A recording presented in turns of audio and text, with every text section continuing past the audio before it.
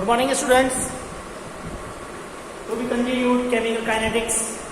Today we will study about the factors affecting rate of reaction. Before this, first of all, let's see what are the units of rate.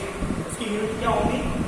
If we have it in aqueous form, and in the second case we have it in the gaseous state. Aqueous form के अंदर हमें क्या देना पड़ेगा? Concentration, और gases state में है तो हमें क्या लेना पड़ेगा? Pressure. Concentration that is rate क्या होगा? Change in concentration upon time taken. Change in concentration delta C upon delta T, that is delta C upon delta T upon D C upon delta T, जहां पर time क्या है? चूंकि reactant का क्या है? इनिशियल स्टेट है, zero है, तो इसकी जो यूनिट होगी वो होगी आपका मोल पर लीटर पर सेकेंड. मोल पर लीटर पर सेकेंड, या मोल लीटर इनवर्स और सेकेंड इनवर्स, या मोलर पर सेकेंड. ठीक है जी. In the case of concentration unit would be mole per litre per second और molar per second. In the when that is in the gaseous phase, rate किसके ऊपर depend करेगा? Pressure के ऊपर, because we know that P is equal to nRT, और P is equal to क्या हो जाएगा? n upon V into RT, और P is equal to CRT. अगर इनको कांस्टेंट मान लें तो P is directly proportional to C. तो चेंज इन प्रेशर, ठीक है, अपॉन चेंज इन टाइम, यानी यूनिट आ जाएगी आपकी एटमॉस्फेयर पर second. Now factors affecting rate of chemical reaction. Now factors affecting rate of chemical reaction, that is concentration. First one is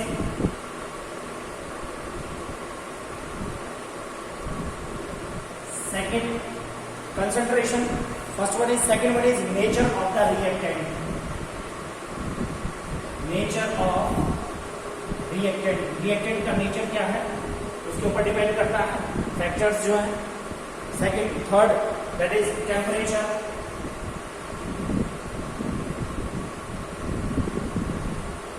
and fourth one is catalyst.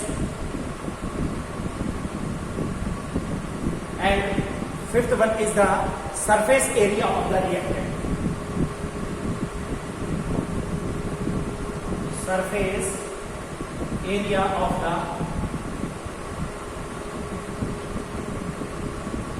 reactant. So these are the factors on which a rate of reactions depends.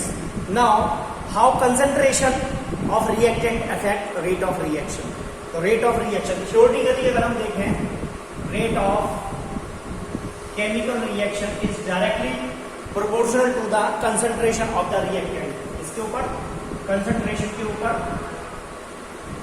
Depend करता है. अगर हम theoretically इसको देखें तो क्या हो जाएगा? Experimentally this rate of reaction,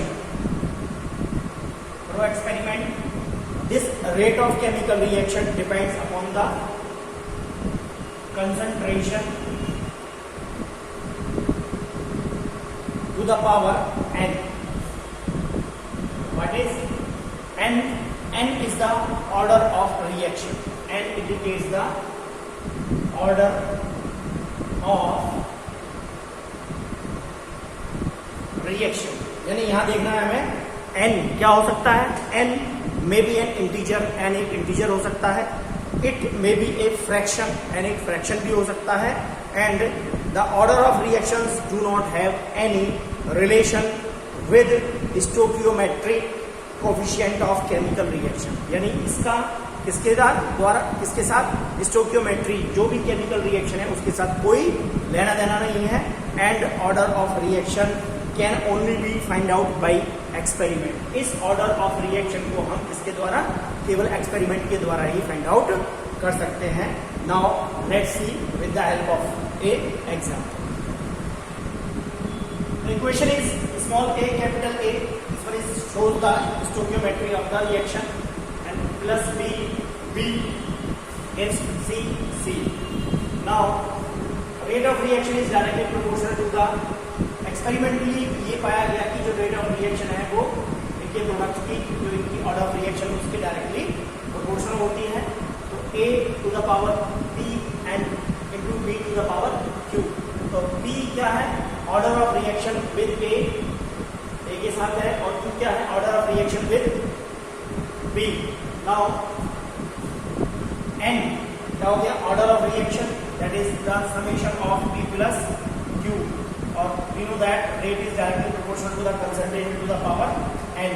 तो फॉर्मूला हो जाएगा आपका r is equal to sign of proportionality को हटा दिया, क्या आ गया k, और concentration to the power n, और where is the k is the rate constant, और इसको क्या कह सकते हैं, वेलोसिटी कांस्टेंट या स्पेसिफिक रेट कांस्टेंट हम इसको कहते हैं।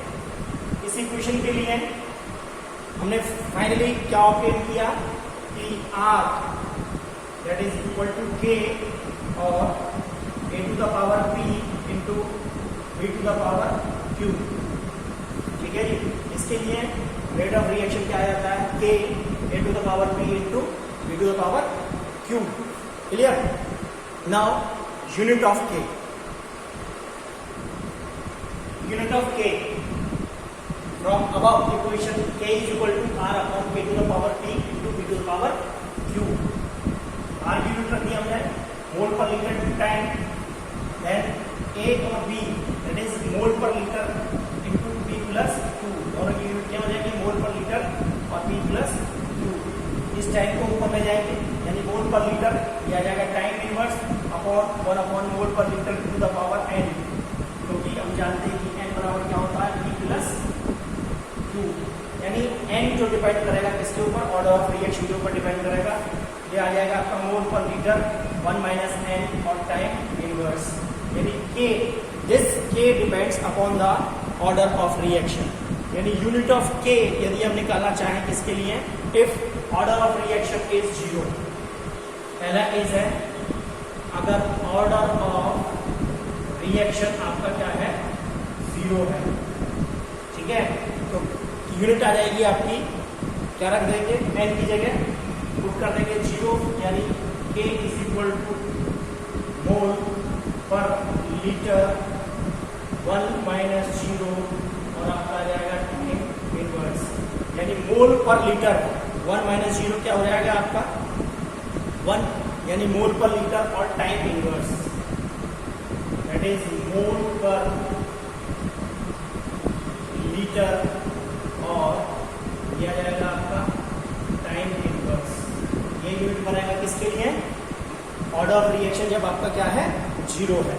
अब ऐसे ही निकालेंगे फर्स्ट ऑर्डर रिएक्शन के लिए, यानी वहां पर हम क्या पुट करेंगे, n बराबर क्या कर देंगे, 1 पुट कर देंगे, तो ऑर्डर ऑफ रिएक्शन आ जाएगा k इज इक्वल टू, यानी mole per litre to the power 1 minus 1, n की जगह क्या पुट किया हमने, 0, दैट इज आगे आपका टाइम इनवर्स 1 माइनस 1 0, यानी ये सारी की सारी वैल्यू क्या हो जाएगी, आपकी 0 हो जाएगी, और यहाँ पर इस केस में जो यूनिट होगी, ध्यान रखेंगे आप, क्या होगी, टाइम इनवर्स। ये यूनिट एग्जैक्ट ऐसे के ऐसे ही एग्जाम के अंदर पूछी जाती है, इसलिए यहाँ पर अगर ये वीडियो एक बार नहीं समझ आता है तो उसको आप दोबारा देखें, दोबारा नहीं समझ में आता है तो दोबारा देख लेंगे, तो छोड़ना, बहुत इंपॉर्टेंट टॉपिक है, बहुत छोटा टॉपिक है, 2 या 3 वीडियो के अंदर ही ये पूरा लेक्चर कंप्लीट हो जाएगा आपका।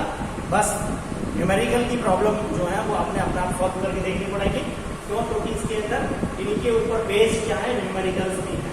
Now we calculate for it second order reaction, यानी अगर आपका जो रिएक्शन है वो क्या है, सेकेंड ऑर्डर रिएक्शन है, तो आप यहाँ क्या पुट कर देंगे, n की वैल्यू पुट कर देंगे, तो यानी आ जाएगा आपका मोल पर लीटर और 1 माइनस 2, और आपका आ जाएगा आपका टाइम इनवर्स।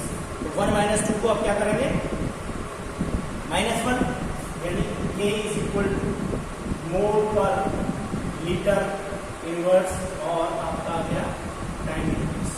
तो ये यूनिट्स क्या रखेंगे आप, ध्यान रखेंगे, यानी यहाँ पर हमने कवर किया 0 ऑर्डर रिएक्शन के लिए k का यूनिट क्या होगा, फर्स्ट ऑर्डर रिएक्शन के लिए k का यूनिट क्या होता है, और थर्ड ऑर्डर रिएक्शन के लिए यूनिट ऑफ k, ठीक है जी।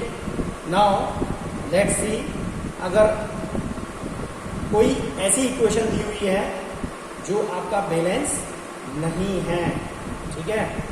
यानी ये तो अभी देखा कि रिएक्टेंट जब रिएक्ट करता है तो क्या बनाता है, प्रोडक्ट बनाता है। अब रिएक्शन है आपके पास, suppose that A plus B plus C, ये तीनों रिएक्ट करके और क्या बनाते हैं, प्रोडक्ट बनाते हैं।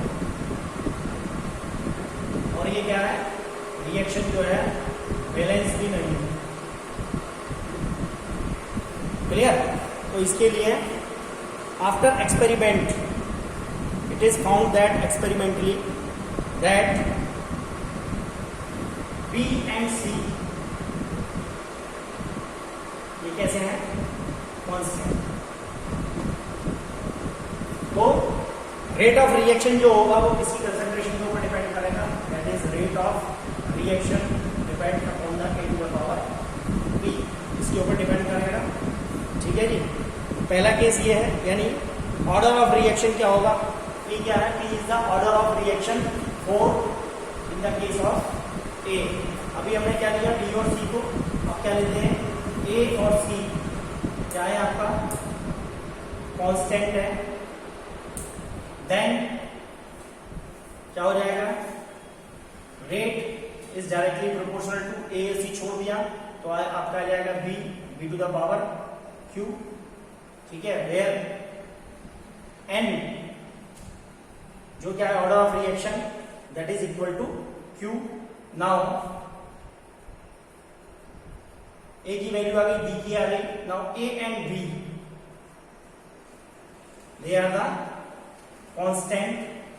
अगर ये वैल्यू कांस्टेंट है तो rate is directly proportional to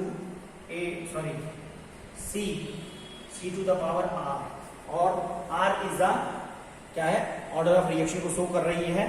तो एक्सपेरिमेंटली ये हमें पता लगा कि पहले केस के अंदर BC कांस्टेंट है, दूसरे में AC कांस्टेंट है और तीसरे में AB।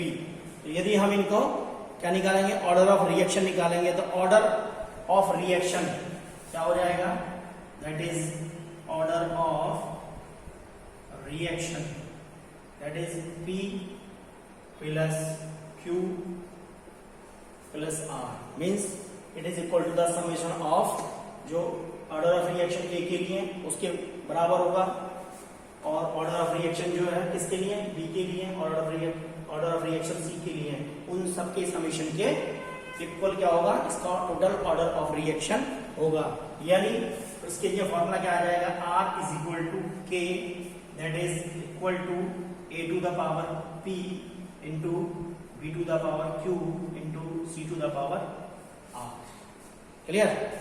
इसके लिए हम इस इक्वेशन के द्वारा इसका रेट लॉ कैलकुलेट कर लेंगे, ठीक है जी। Okay students, so this one is the, by this calculation we can calculate the rate law. So this one is the syllabus of your PT2s। PT2 का सिलेबस जो है वो आपको यहीं से मिल जाएगा। इसमें कुछ चीजें अभी आपकी रह गई हैं टॉपिक के अंदर, वो उसको हम एग्जाम के बाद कवर करेंगे, लेकिन एग्जाम के बाद कवर करेंगे, ठीक है जी। तो इस वीडियो के अंदर केवल इतना ही, ये बहुत छोटा वीडियो है, आप इसको देखेंगे। यूनिट्स बेसिकली बहुत इंपॉर्टेंट टॉपिक है इसके अंदर, और कुछ डेफिनेशंस हैं वो बहुत इंपॉर्टेंट हैं, उन तक आप पहुंचे और उनको कैलकुलेट करके देखें। और जो इक्वेशंस हैं उनके लिए डिसअपियरेंस और रेट ऑफ अपीयरेंस और डिसअपियरेंस की प्रैक्टिस करके देखें, उनसे रिलेटेड एग्जाम के अंदर आपको क्वेश्चंस मिलेंगे, ठीक है। तो इस वीडियो में केवल इतना ही। Thank you very much.